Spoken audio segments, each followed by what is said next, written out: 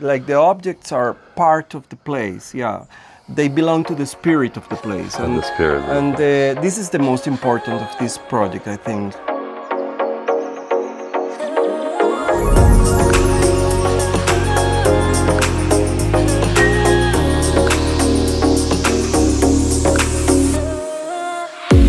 Today I'm in the outskirts of Medellin, Colombia, visiting an architect who's also a sculptor, and you're going to see his artwork. It's amazing, you're going to love it. And he has been the creator of this beautiful paradise. This is his home and a beautiful garden. If I had to name this episode, I would name it Flora and Fauna. And you're going to find out why at the end of the episode, so stay with us. Meanwhile, we're going to have a peek at the house, and you're going to enjoy it and see his artwork. I've been a guest in this house several times, so I know my way. He's also an art collector, and he has exchanged a lot of his work or has purchased a lot of the pieces with other artists. And the house is just a museum. Photography, furniture, design, collages, sculptures, art books. It's amazing. So here he is, the genius Juan Ricardo Mejía. Hello, my friend. How are you? How are you? This is the guy that I've been talking to you about.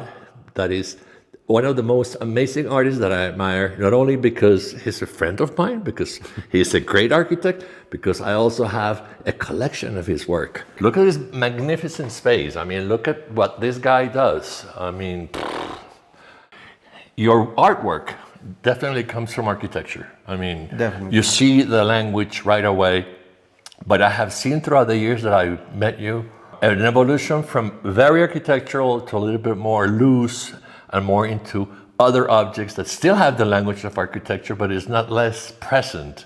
Tell me about it. No, it has changed quite a lot during the last 20 years. I have been working in art. One of the last pieces that I've been seeing, you went from the totems and all this work that are folded elements with a lot of color. The ones that I acquired last year or whatever are from this series, which is Florescencia. Florecer. Florecer, So, which I'm going to translate to you, flower to be. But florecer in Spanish means to flower. This is the pieces that I'm really interested in understanding where they come from. I was working in something else, actually. I was really working in a project called Invisible Drawings. I went for a while to the garden and I began to look to some flowers, to do some tries with the origami paper, and yeah, it came. I'm interested in, from the bidimensional thing, produce A 3D. A 3D, yeah. I have been very interested in that because at the end I'm producing, in a way, space, and I'm working a lot with light and shadow. These pieces appear from this, so it's very bidimensional. You really don't know what this is going to produce, but then when you begin to fold it, it appears. So this is the figure already. In this box, everything works together, not only the figure, but also the back part and also the box. So, and when you put it with the light, everything is together. Yeah, it's a little bit of everything. So it's architecture. It's also very technical in a way because when I do these figures, I have to define very clearly every single angle of the piece. Because when I go to produce the piece, if they are not perfect, they don't close. So you always start with drawings, you always start with paper. What is your creative process? I mean, this is not very good drawing, but yeah, no, I'm working at the beginning with these things, some sketches, and then I begin to work with the paper. And of course, there are many failures, so sometimes it doesn't work. But sometimes it works. This work, for example, this one is paper. Yes. And the other ones that we just saw were metallic. Come on here. I will show you. For example, this is the flower made out of paper. I painted here with sprayer. Yeah. This is made out of stainless steel. Yes. And then with powder coating painting. And then it's baked. Polyurethane. And then it's baked in an oven. Yeah. Okay. It's baked in So it laboratory. withstands the outdoors. Yes. Okay. Yeah, they are very good for outdoors. You saw some of the flowers in the garden? Yes, I just took We a can little show the video. people the- You know the what? Let's go and flowers. check it out.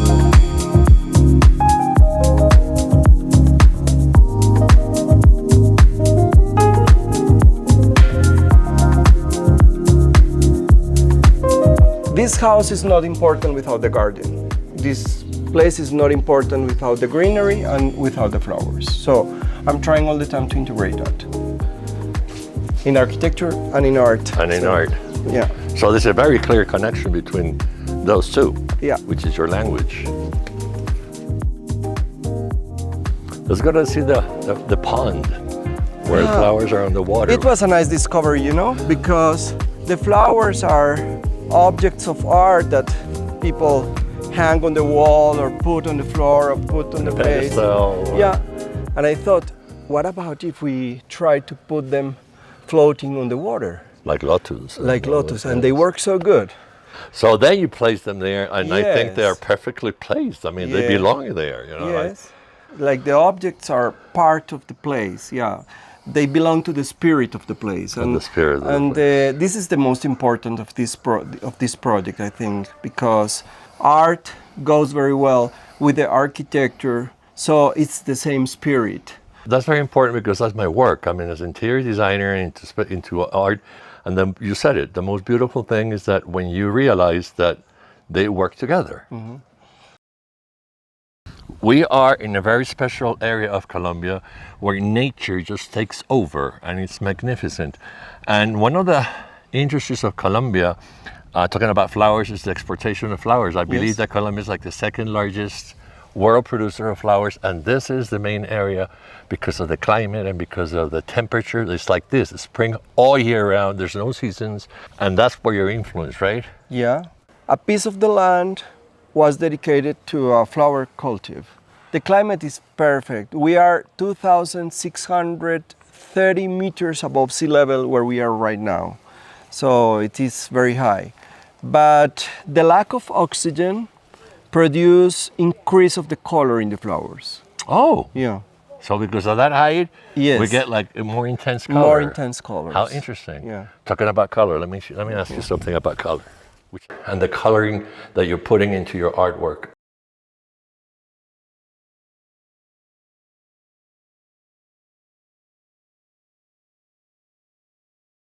That's almost like a staple. I mean, you can see your work and the coloring, and you say this is Juan's artwork.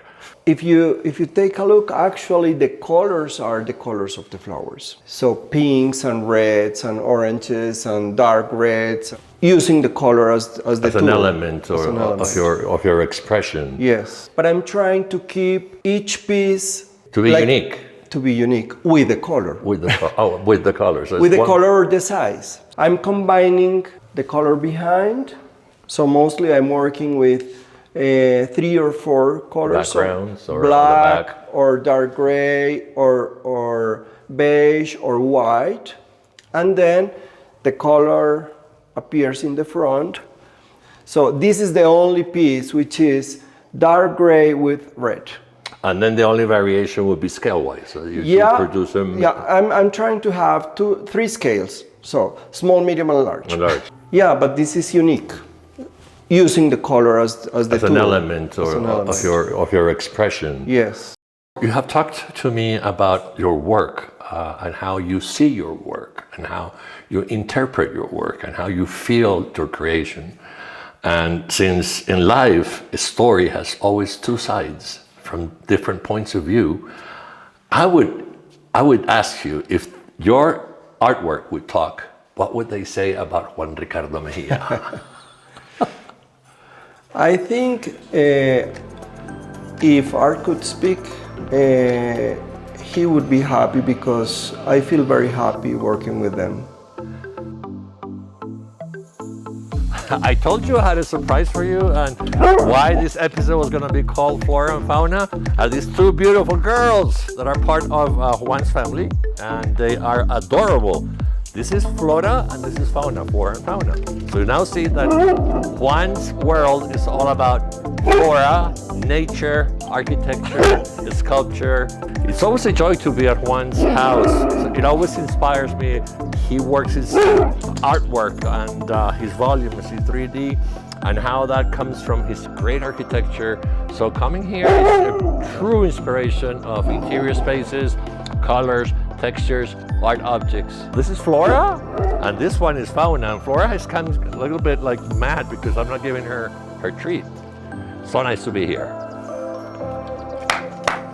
I hope you have liked the interview with Juan. He's one of my favorite artists, and not only that, he's a great friend of mine. Please subscribe to the channel, and we'll be back with a new episode somewhere else in the world with another artist. And Santi, you know that you are always very welcome here. So. Thank you. This is paradise. Thank you. Thank you.